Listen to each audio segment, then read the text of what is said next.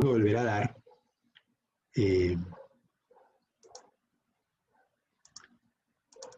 Ok, entonces tenemos el caso de un gusano como el que están viendo aquí, se llama Urechis caupu.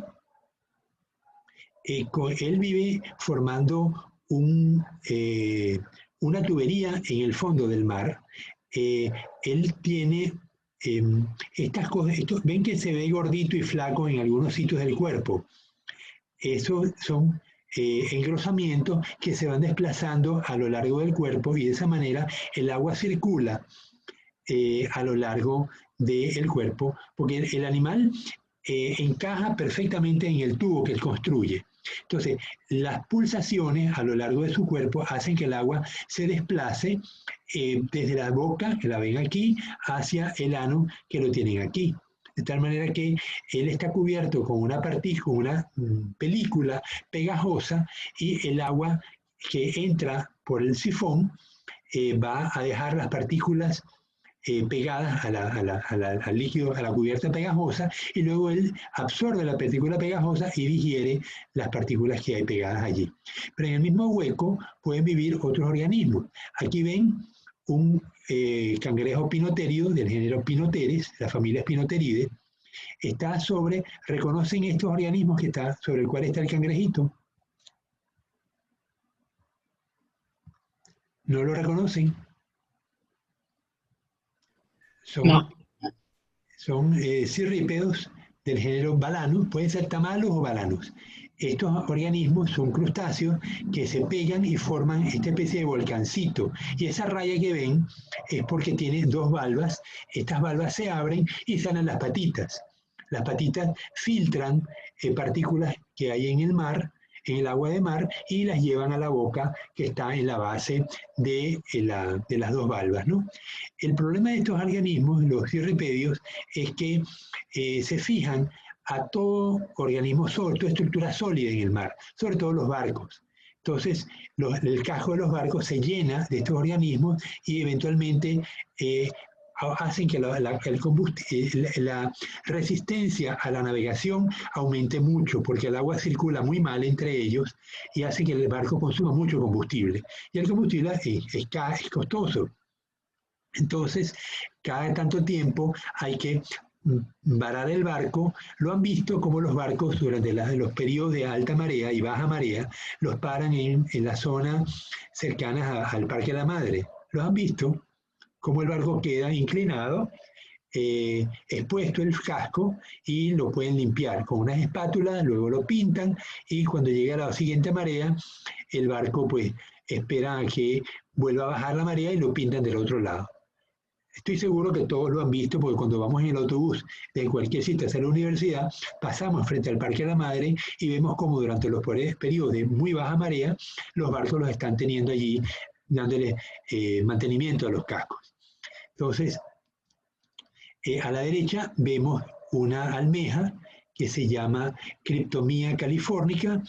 Esta también vive dentro del hueco del tubo que produce el Urechis.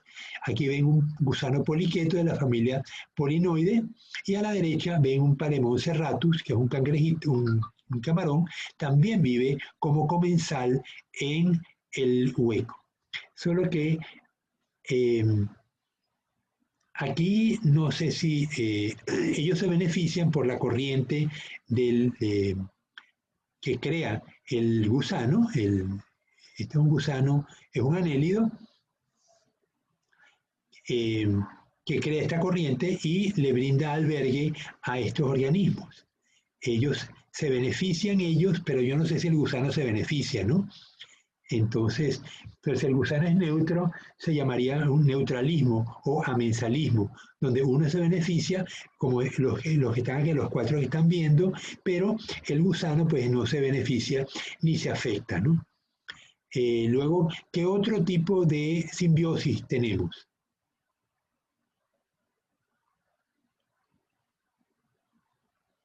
Parasitismo. Ok, el parasitismo. Vamos a ver, bueno, no me mencionaron esta. Antes de ver parasitismo, vamos a ver las zooxantelas.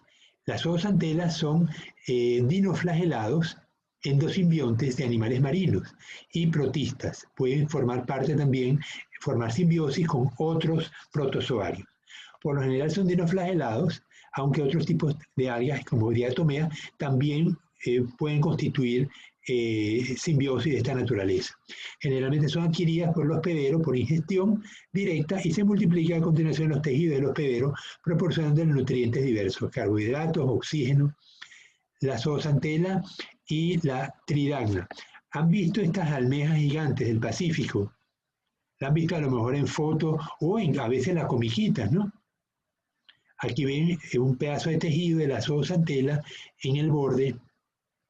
Vamos a ver si les puedo mostrar una foto de una tridacna.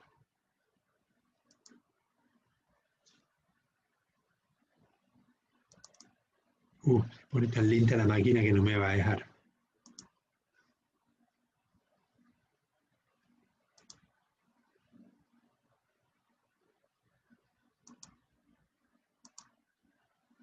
Bueno, pero imagínense una almeja de esas que en las comiquitas el buzo mete el pie y la almeja lo tranca y se queda con el pie adentro.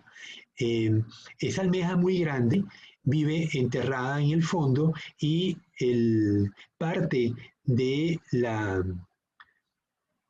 branquias sobresalen y están en simbiosis con estas zoosantelas que estamos viendo. Entonces la zoosantela recibe luz, el animal le provee CO2, con la luz y el CO2 ellas son capaces de producir carbohidratos, grasas, proteínas que le suministran a la almeja. En el caso de los corales o de las anémonas, también tenemos, aquí vemos un coral, vemos ese color azulado, es producto de seguramente es radiación con luz ultravioleta, para que vean cómo se distribuyen las zoosantelas en ciertos sitios del coral. Aquí vemos entonces un esquema, dice anatomía de un pólipo de coral. Fíjense que el coral es una gran masa de carbonato de calcio, aquí se llama el esqueleto. En la parte externa hay unas cavidades donde va a encajar el cáliz, aquí lo llaman cáliz, que es la estructura del animal. El animal está formando parte de la superficie del coral. Es decir, que el coral, la piedra del coral está cubierta con tejido animal. Ese tejido animal se va sintetizando progresivamente por las células que están aquí en la base del coral, ¿no? Entonces vemos que aquí vemos un pólipo, vemos la boca, ellos se alimentan en un 30-20% de organismos planctónicos, porque estos tentáculos tienen, como lo vamos a ver en las próximas clases, tienen nematocistos que se disparan, atrapan partículas como pequeños crustáceos, copépodos, cladóceros, larvas de diversos organismos, y el nematocisto queda, tiene como un hilo, de tal manera que atrapa la partícula y luego queda amarrada la partícula. Y luego el animal absorbe la partícula y se lleva a la boca la partícula que quedó atrapada. Pero eso apenas constituye el 20 o 30% de su alimentación. El grueso de la alimentación del coral depende de esto que vemos aquí. Están viendo cómo hemos ampliado el tegumento. Vemos que la parte externa tiene las células donde el hematocito está guardado, lo ven que está enrolladito con un hilo. Aquí no vemos bien, cuando toque la clase lo vamos a ver mejor, que la punta es un dardo que se dispara y se inserta en el cuerpo del organismo que queda atrapado, y aquí vemos el hilo con el cual va a quedar pegado al coral, ¿no? Entonces, en la base de esto tienes unas estructuras donde las zoosantelas están resguardadas. Ellas no se digieren, ellas están allí. El animal lo que usa es los productos de la fotosíntesis y le provee entonces, como mencioné antes, el CO2 y la luz. Pues hace falta que el coral esté en la zona fótica. Eso sí, los corales hermatípicos, que son los que forman arrecife, van a estar en los primeros 10 o 15 metros de profundidad. más abajo no hay suficiente luz y no hay corales hermatípicos. Hay corales, pero no forman arrecifes. A veces uno puede conseguir corales a 500, 600 metros de profundidad, pero obviamente si la luz llega hasta los 200 metros, pues a esa profundidad es la oscuridad permanente y el coral pues va a tener una dieta enteramente heterotrófica. Pero los corales que forman arrecife son los que están asociados con zooxantelas y van a estar en los primeros 10 o 15 metros de profundidad en las zonas costeras tropicales. Requieren que haya una temperatura por encima de los 25 grados para que puedan vivir. Ok, entonces vemos que aquí tenemos una simbiosis entre el coral y los dinoflagelados, que son las zooxantelas.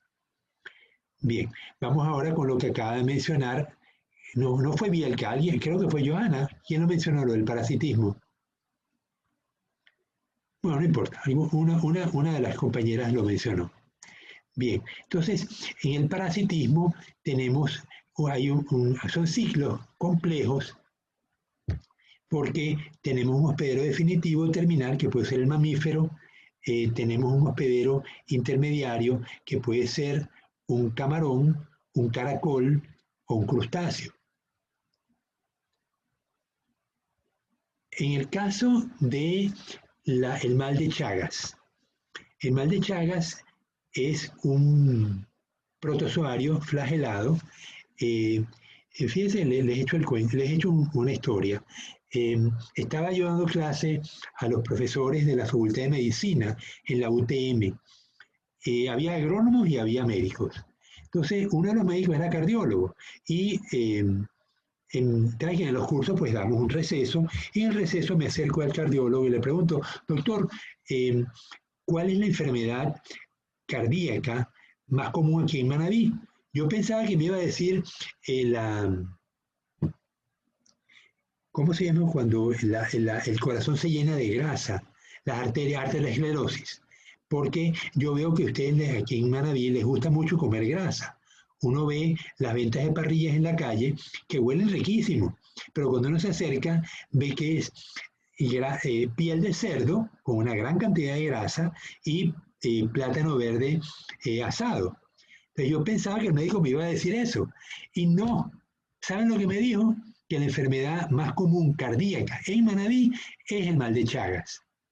El mal de Chagas es una enfermedad que se produce por el tripanosoma, que es un flagelado, que tiene un ciclo complejo entre el mamífero, que pudiéramos ser nosotros o cualquier otro mamífero, gatos, perros, zarigüeyas. ¿Cómo llaman a la zarigüeya aquí? Así lo llaman, que tiene es un marsupial que tiene el rabo pelado.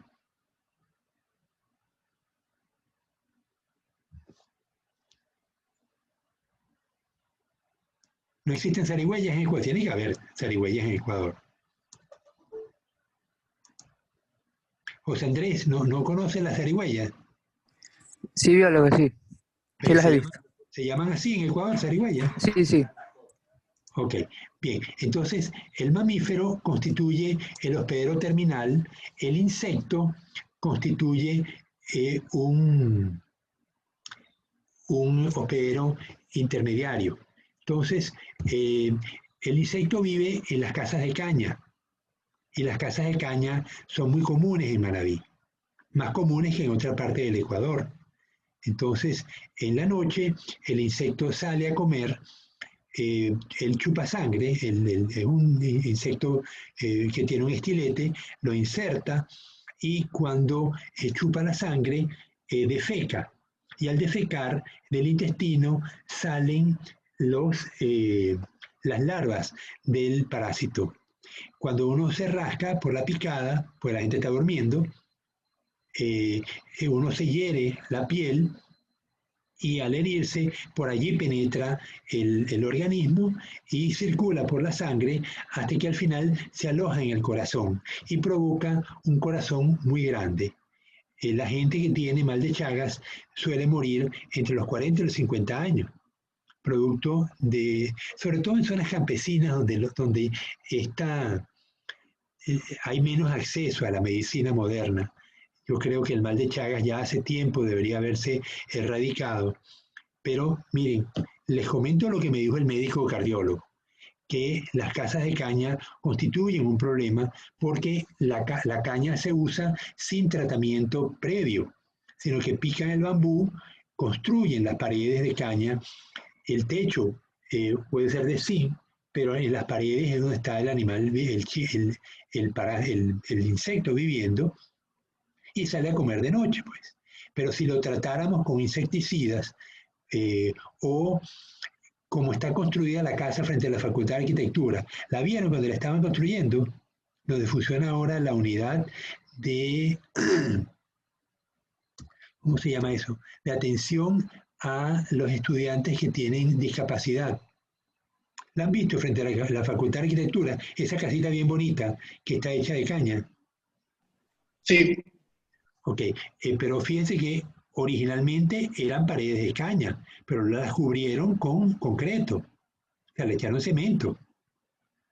Todavía queda cierta cantidad de caña arriba y no hay duda que se ve muy bonito, pero esa caña ha sido tratada con barnices, de tal manera que se dificulta el alojamiento del insecto y se evita de esa manera que, aunque allí no duerme nadie, ¿no? Pero si durmieran, pues hay menos riesgo que una casa de caña normal. Pero si ustedes se fueran por los campos, tipo cuando llegamos cerca de Rocafuerte, en las afueras de Puerto Viejo, van a ver muchísimas casas de caña. Cuando uno va hacia Cojimíes, Jama, toda esa zona, San Vicente, hay muchísimas casas de caña. Entonces no hay duda que el médico me estaba diciendo la realidad que le toca vivir como cardiólogo, ¿no? Entonces, en este caso les puse la bilarcia, el esquistosoma es otro parásito, en este caso es un...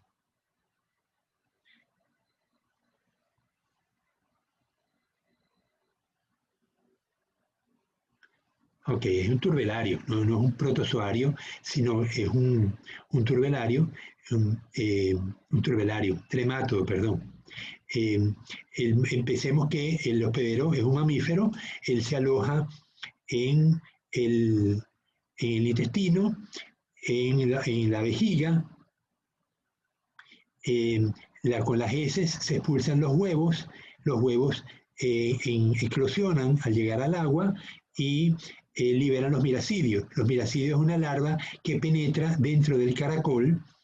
El caracol, allí va a ocurrir varias generaciones, los esporocistos, aquí vemos cómo la célula está llena de esporocistos, esto se rompe y liberan las cercarias.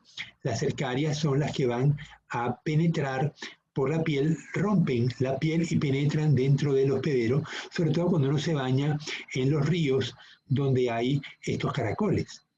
En la clase pasada les hablaba de que mi tutor de doctorado estaba trabajando en África, tratando de usar mecanismos, controles biológicos, en este caso usando cangrejos que podían estar en una parte del país, en este caso Kenia,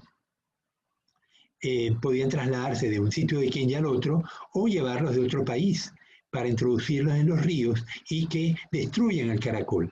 Al no haber el caracol, los miracidios no pueden continuar, se rompe el ciclo del parásito y de esa manera se puede controlar la bilarcia. Una vez que penetran la piel, las cercarias pierden la cola, vemos la colita aquí. Durante el petazoide se convierten en egistosómulas, ellas circulan, emigran a la vena porta del hígado y maduran en forma de adultos. El macho y la hembra van a constituir una pareja permanente, los adultos se emparejan y emigran a las vénulas de los intestinos o del recto, ponen huevos que son expulsados con las heces o las vénulas de la vejiga que son expulsados con la orina. Vemos aquí cómo la forma de los huevos cambia, pero son parecidas, ¿no? Entonces con eso se cierra el ciclo. Entonces, bueno, aquí vemos que los ciclos pueden ser complejos cuando tenemos varios hospederos. Hay algunos casos donde tenemos 3 hospederos intermediarios, 3 hospederos, uno definitivo, como puede ser un ave, un crustáceo y un caracol, o un pez. En el caso, podemos tener el ave, el pez y el invertebrado. De tal manera que el ave defeca, el invertebrado se contamina, el pez come el invertebrado y se contamina con el parásito, y luego el ave se come al pez y se vuelve a contaminar, y así se cierra el ciclo. Aquí estamos viendo que tenemos dos componentes del ciclo vital del esquistosoma. En el caso de los céstodos, que fue lo que también les conté en la clase pasada porque me tocó vivirlo, las aves migratorias, cuando llegaban frente al río Orinoco, defecaban, liberaban los parásitos, y prácticamente todos los camarones que conseguíamos estaban contaminados con céstodos.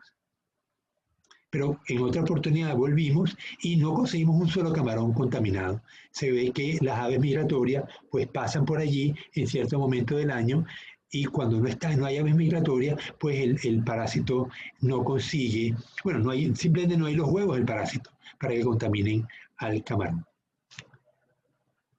Bien, ok, con esto terminamos el repaso, un repaso un poco largo, por cierto, ¿no?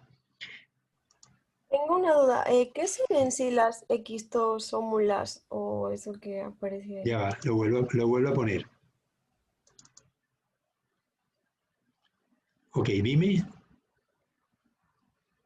O sea, Dime mi duda era que qué son en sí las esquistosómulas.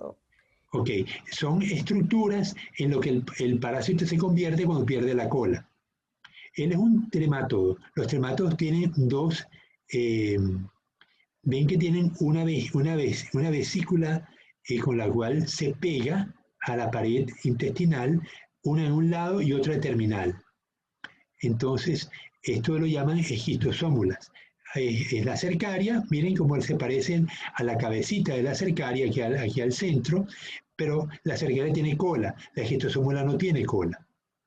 Entonces ella va a madurar como adulto, y el macho y la hembra se van a constituir. Fíjense que el macho es chiquitito. Bueno, el macho, la hembra. Ellos están unidos y van a producir huevos, muchos huevos. Pero estos no son protozoarios, obviamente, estos son tremátodos, son organismos pluricelulares.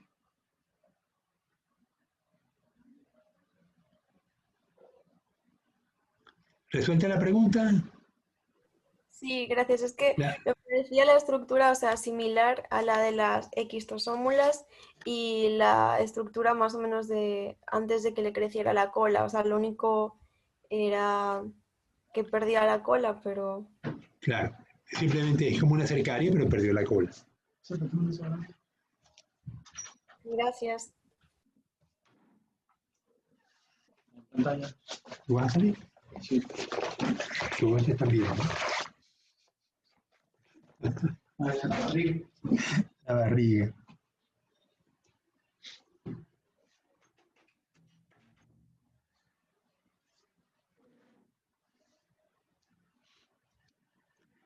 Bien, vamos a parar entonces, vamos a empezar a seguir con la siguiente imagen.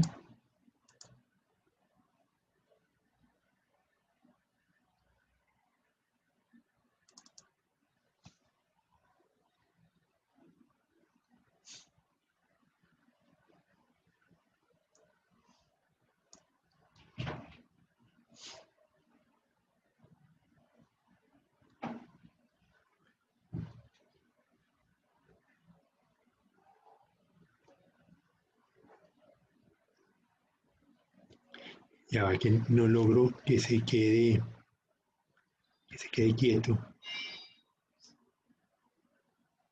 Es que se ve muy pequeño. ¿Ahí lo ven bien? Sí, se ve bien. Ok, entonces vamos a comenzar con el estudio de los grupos de protistas. Originalmente se hablaba de los protozoos como un grupo relacionado entre sí, pero en la medida que se avanzó en la tecnología, en el uso de técnicas moleculares de ADN y ARN, se fue evidenciando que los grupos no estaban tan tan asociados como se pensaba, y más bien la asociación era con grupos con los cuales hubiera sonado raro verlos. Por ejemplo, la asociación de los flagelados con las algas multicelulares como el macrocystis, algas verdaderamente gigantescas que pueden tener 100 metros de largo, ¿no? Entonces, hasta ahora, pues se ha agrupado a los protistas en 4 subgrupos: los flagelados, los ameboides, los esporozoa o apicomplexa y los ciliados. Entonces, vamos a comenzar por los ciliados. Tienen un ciclo de vida simple, muchos son de vida libre. Un ciliado típico es el paramecio. Son los más avanzados y parecidos a los metazoarios. Una diferencia que tenemos entre los protozoarios y las células de los metazoarios es que las células de los metazoarios, por la naturaleza multicelular, los metazoarios tienden a tener células más especializadas. ¿Sí? Toda célula cumple con los mismos procesos. Ellas, crecer, reproducirse, respirar, expulsar, alimentarse, expulsar la materia de desecho. Entonces, pero hay algunas células que se especializan en el caso de los metazoarios como organismos pluricelulares, que cumplen funciones específicas. Pongamos las células mamarias, de las glándulas mamarias, producen leche. Entonces son células especializadas en producir leche. Hay otras células como las células de reserva, los adipocitos, que se especializan en acumular grasa. Son grandes vacuolas de grasa. Entonces, en los protozoarios no vemos esos niveles de especialización, pero las células tienen que cumplir las mismas funciones de toda célula. Entonces, los organelos están presentes, pues como en toda célula, ya los discutimos en la clase pasada, vimos todas las células y lo discutimos también en esta clase. Los ciliados pues tienen cilios en toda su superficie. Los cilios se usan para la locomoción y para la alimentación. La superficie corporal está completamente cubierta de cilios y en algunos casos se reducen los cilios, pero se especializan. La pared del cuerpo de los protozoarios puede ser compleja. Tiene alvéolos, tricocistos, organelos. Los tricocistos, tricos viene de pelo, y son estructuras que se expulsan. Son como dardos que se emiten desde la pared del protozoario. La alimentación de los ciliados es por suspensión, pero también pueden atrapar bacterias, partículas orgánicas o pueden ser depredadores. En el caso de otros protozoarios y de otros organismos.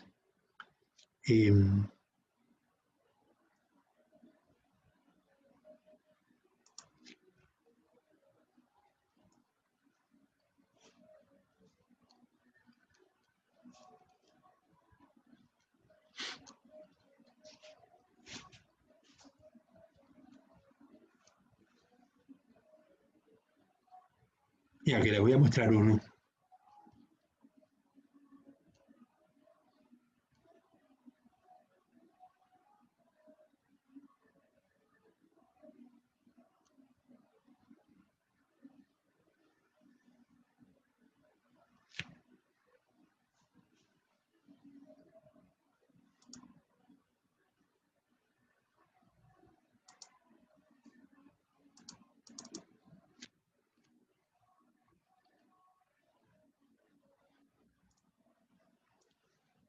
Ok, aquí lo están viendo. Dime, Bianca. ¿Se ve el organismo? Sí, sí se ve. Ok, entonces vemos que el paramecio, Lamentablemente, pues no tenemos acceso a los microscopios, porque si no pudiéramos perfectamente tomar agua de los charcos que podían rodear a la facultad y montar una gotita con un portaobjeto sobre un portaobjeto y luego colocar un cubreobjeto encima y pudiéramos ver montones de protozoarios de vida libre, muchos de ellos ciliados. Entonces, ¿qué veríamos si tuviéramos esa suerte de tener acceso a un microscopio? Pues veríamos, en el caso de los a la izquierda vemos tetraimena, que es un ciliado, y a la derecha un paramecio, ¿no?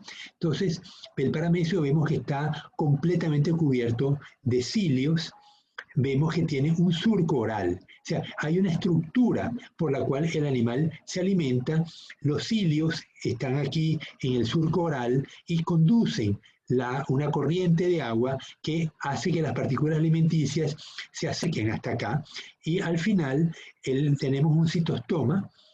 No lo vamos a llamar boca, pero sí, stoma significa de todas maneras boca, ¿no? O sea, sería boca celular, donde se forma la vacuna alimenticia, y sabemos que a esta vacuna alimenticia, como ya lo vimos, se le va a pegar una lisosoma que va a digerir las partículas y eventualmente los materiales de desecho se van a asociar al citoprocto. Procto es de ano. Pero lo curioso es que en los ciliados, tanto el surco oral como el citoprocto son fijos. O sea, dado un ciliado, vamos a tener un sitio donde exclusivamente se localiza la expulsión de las materias orgánicas de desecho y donde se ingiere el alimento. Otro sitio que es fijo son las vacuolas contráctiles. Las vacuolas contráctiles solamente están presentes en los protozoarios dulceacuícolas. ¿Eso por qué será? Perdón, tengo que decir, la vacuola contráctil es la que permite expulsar agua. Ella, aquí lo dice, vacuola contráctil en la sístole, es decir, ella se contrae y expulsa el agua, y en la diástole es cuando se dilata. Diástole viene de dilatarse, de llenarse de agua. Luego ya se contrae y expulsa el agua, y las vacuolas también tienen una posición fija en el organismo. Es decir, que tenemos aquí un citoesqueleto fijo, a diferencia de los protozoarios ameboides, donde el exoesqueleto no va a constituir estructuras fijas, porque el animal está cambiando de forma todo el tiempo. Ya a las 4. Falta medio cuarto de hora.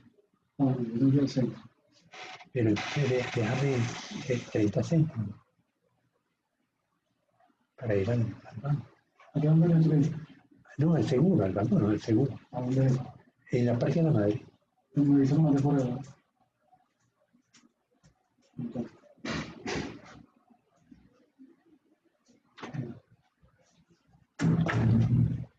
Bueno, entonces les preguntaba, ¿por qué solamente la vacuola contráctil está presente en los protozoarios dulceacuícolas y no los marinos?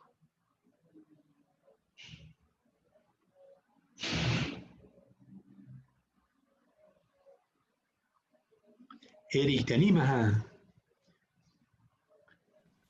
No es para moverse.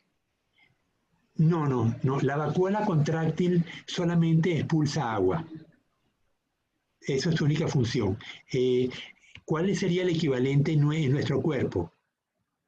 ¿Dónde controlamos nosotros el agua que ingerimos? Eric, cuando te vas a tomar la cerveza con los amigos, después de 4 cervezas, ¿qué pasa? Vas al baño. Me siento lleno. ¿Ah? Ok, entonces, la pregunta es, ¿por qué solamente los dulceacuícolas y no en los protozoarios que están en el mar? Esos no tienen vacuolas contráctiles.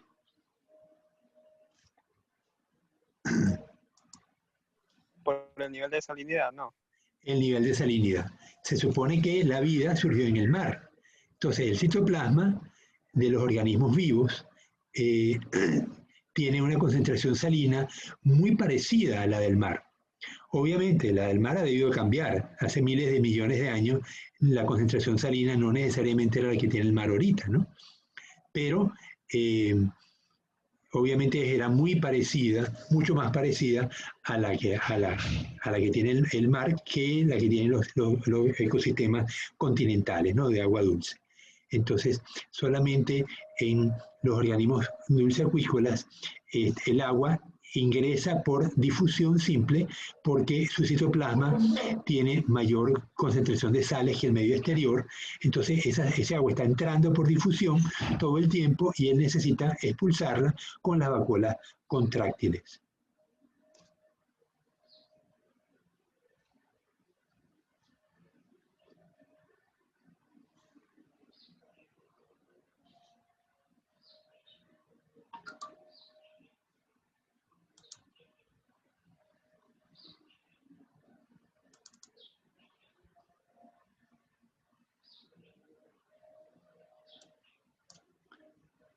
Okay.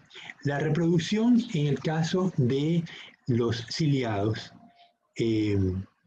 dice que presenta un macro y micronúcleo, pero el macronúcleo no interviene en la reproducción. Durante la reproducción sexual, estos animales, el macronúcleo desaparece y solamente el micronúcleo es el que se divide en dos. Uno migra, el animal se pone en contacto. Vamos a ver las imágenes más bien.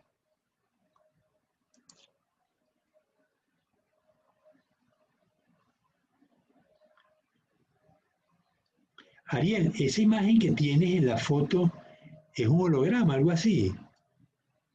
Sí. O sea que si uno se queda mirándolo un rato debería ver algo. Sí, es una jirafa. Una jirafa, pero yo lo que veo son manchas amarillas y verdes. Pero bueno. ¿Ah?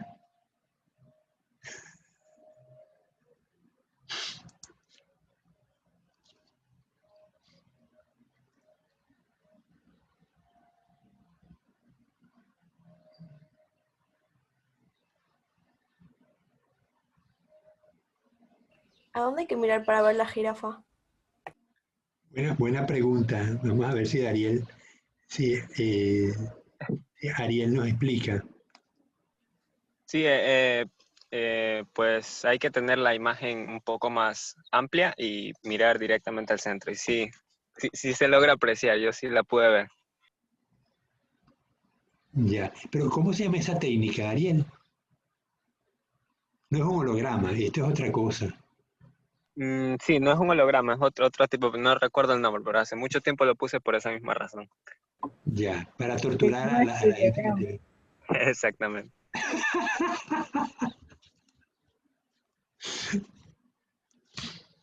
Bueno. Entonces, vamos a ver la reproducción. La mayoría de los dinoflagelados, la mayoría de los protozoarios se reproducen. ¿Lo están viendo? Creo que no lo están viendo.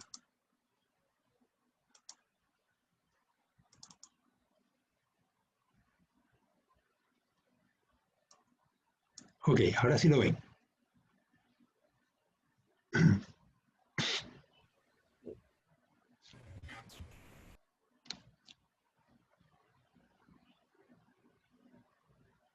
Ok, ¿se ve? Exxon, ¿lo ves? Sí se ve, sí se ve. Ok, entonces tenemos los dos protozoarios, los dos ciliados, se apegan, se ponen juntos, porque ellos van a compartir los núcleos, los micronúcleos. El macronúcleo degenera, como lo vemos en la parte B, el micronúcleo que tiene 2N se va a dividir y va a formar, se va a dividir dos veces, de tal manera que luego tenemos un micronúcleo estacionario y un micronúcleo móvil. Entonces el móvil se comparte, se fusiona y reconstituye un núcleo 2N, o sea, un núcleo diploide. De esa manera se comparten el material genético y se constituye un organismo como habíamos comenzado. Se mencionaba en la clase, esto aumenta la diversidad, pero fíjense que partimos de dos organismos y terminamos con dos organismos. Es decir, aquí lo que ha habido es compartición de material genético. Esto eleva la diversidad, mas no necesariamente es un mecanismo de reproducción. luego, posteriormente, el animal tiene que dividirse por fisión, una fisión mitótica.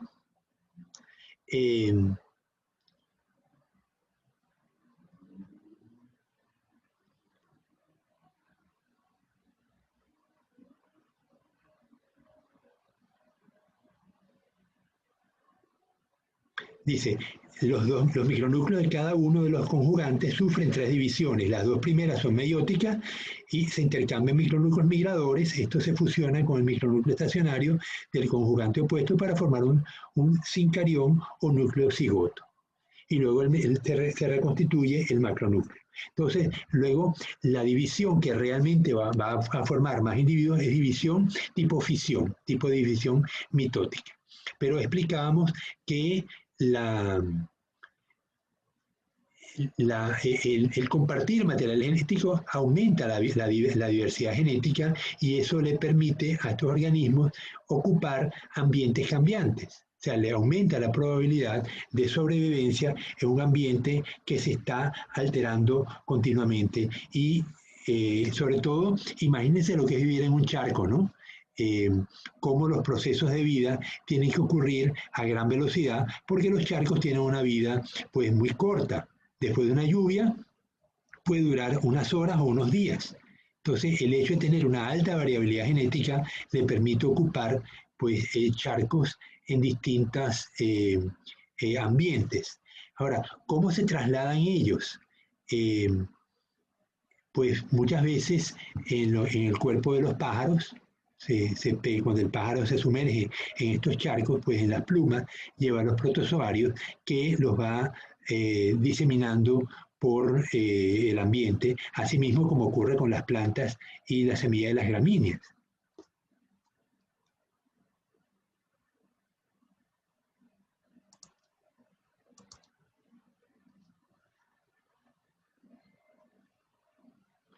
Bueno, jóvenes, vamos a dejarlo hasta aquí porque me interesa completar.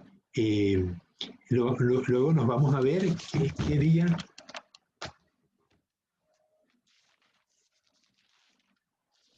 Mañana, biólogo. Mañana, ok. De 2 igual, de 2 a 4. Bien. Bueno, entonces mañana vamos a ver si terminamos con esto y preparamos el deber para la semana que viene. ¿Alguna pregunta, alguna duda? Nos quedamos con ganas de ver el pseudolograma de Ariel, pero me imagino que Ariel nos seguirá torturando el resto del semestre hasta que lleguemos a ver las jirafas, porque no nos vamos a quedar con esa. Voy a buscar otra, así que sí hay mucho. Bueno, jóvenes, ¿alguna duda? No hay dudas.